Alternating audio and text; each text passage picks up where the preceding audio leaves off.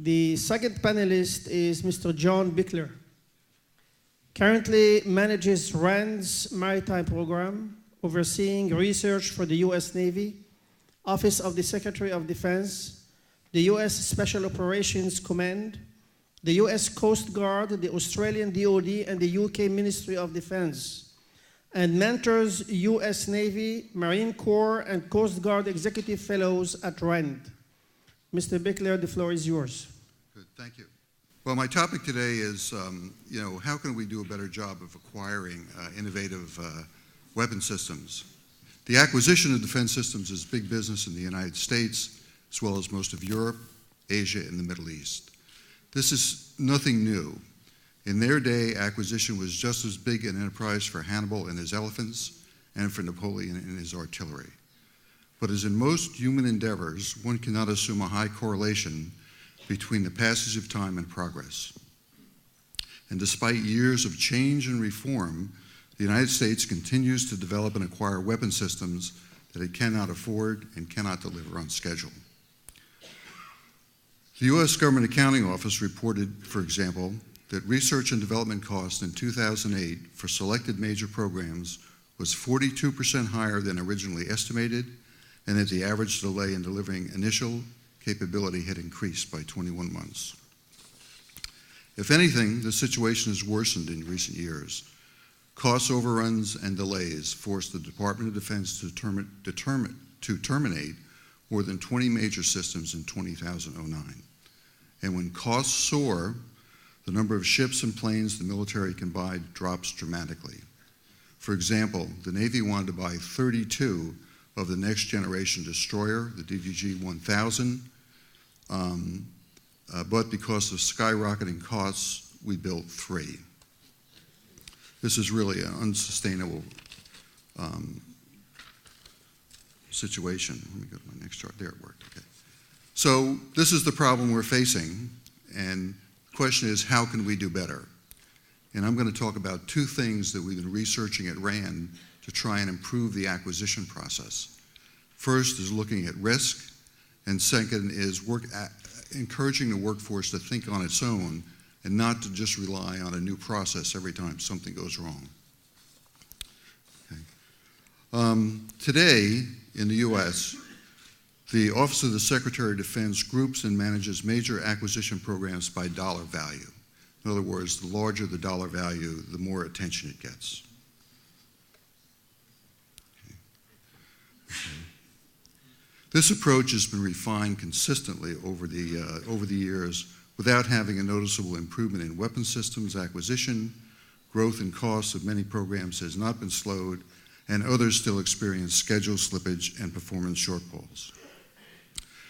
And so some OSD officials suggest that the degree of risk is inherent in a program should be considered when determining the process and the intensity of review the project receives. Down here. Okay.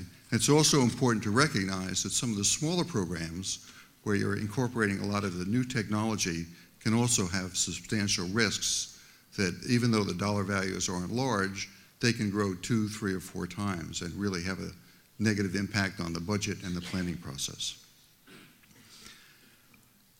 In the U.S., oftentimes we judge risk by looking at cost growth, schedule slippage, and performance shortfalls.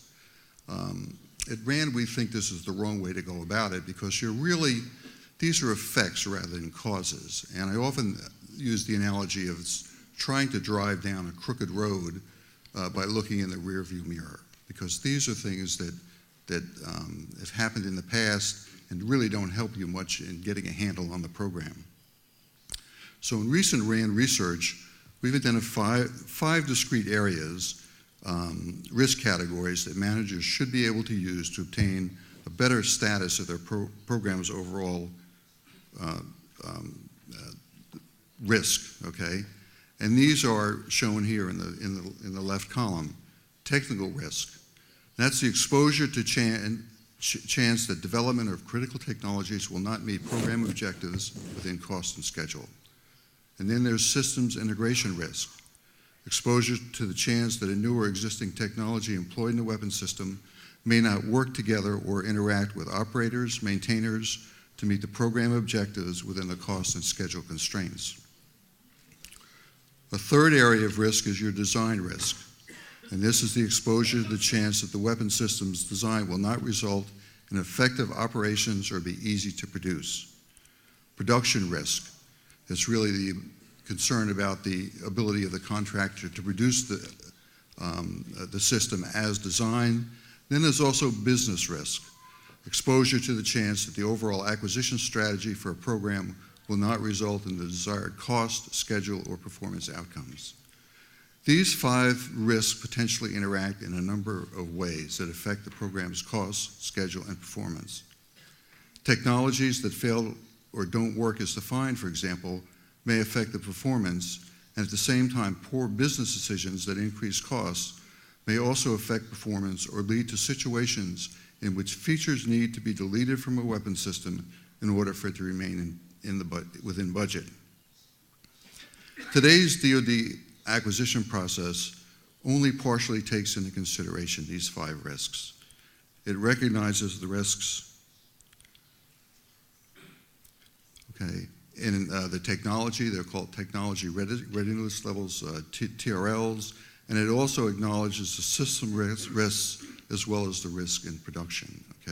However, it doesn't appear to give similar attention to the risks associated with programs adopting new designs or business practices. This chart is a busy eye chart, but basically what it shows is for those 2 areas in design process and business processes, that how you could think about and develop ways to measure these risks. At the highest level, it's something that either the business or we haven't done before. It's just something new, hasn't been done. And the lowest level of risk is when we've done it before repeatedly and have done it well. So we're in the process of incorporating these type of strategies to assess program risks in a lot of the programs that are going on in the U.S. Well, the next thing I want to talk about is workforce initiative. This is what the U.S. acquisition system looks like, and I know it's an eye chart, and it's meant to be that in a sense that it's just very complex.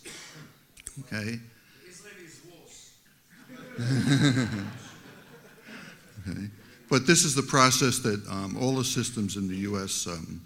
Really has to go through, and contributes in some respects to the cost and schedule outcomes in the department.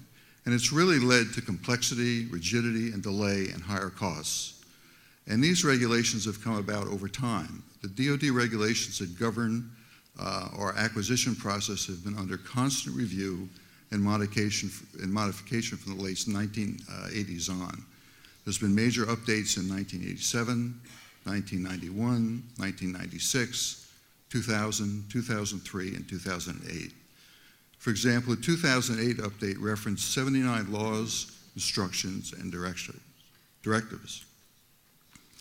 The net result is that many of these reforms involve a rote application of rules and production of prescribed management information in preset templates that may not be appropriate to a specific program. So from the perspective of the acquisition professional in the United States, these changes undertaken with the best of intention govern their actions, and they really only lead to one conclusion. Success in getting a program through the process is really getting it through these wickets. It's not logical, it doesn't really emphasize cost cutting or adoption of new and innovative technologies. So it's really not their job, the program managers, to think, create, or seek efficiencies, but instead to follow rules in a rote manner. So some of the things we're recommending are in this chart, and that is don't develop a process for every single flaw or every single problem that you have in the acquisition of a weapon system. And it just needs to be a lot simpler and a lot easier to execute. And so there's enormous opportunity for reduce the costs, associated with these kind of changes, by really unshackling the key military officers and civilians and personnel, allowing them to bring their creative powers to bear on spiraling acquisition costs. That's really essential for us to be able to deliver our systems on cost, on time, and with the performance that we expect. So what I've tried to do here today is briefly outline some of the problems that we're facing, and also give you some highlights on some paths you may not want to go down. Okay? So, thank you.